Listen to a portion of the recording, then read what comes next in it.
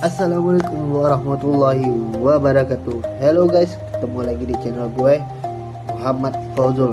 Kali ini gue akan membuat tutorial bagaimana cara menghapus tanda B dan 12 ya guys. Contoh kayak ini, ini kan masih ada tanda, ini kan udah hilang tanda. Nah, bagaimana cara hapus tanda B dan 12?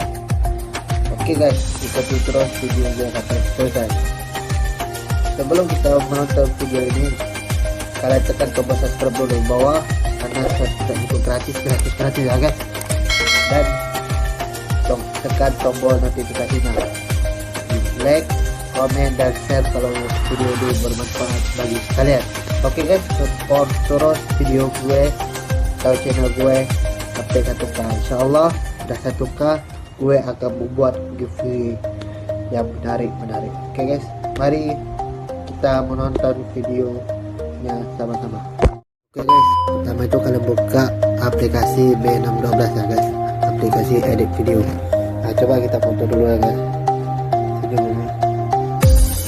Oke, kita senyum, kita simpan. Oke, jadi kita lihat. Nah, ini kan masih ada di B612. B612. Bagaimana cara hilang ya seperti ini? Oke, kita buka B612 lagi, kita buka ujung titik 3 ini dan buka settingan. Terus kalian buka settingan, kalian scroll ke bawah. Nah, ini ada tanda B612, kalian pencet kayak ini.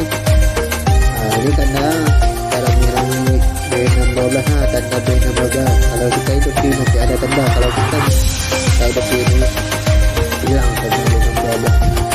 Coba kita tekan lagi ya. Oke, kita simpan, kita buka ke galeri. Nah, udah gak ada lagi, ini kan ada B16, udah ada lagi kan. Coba simpan ya. Oke, jangan lupa tekan tombol subscribe, like,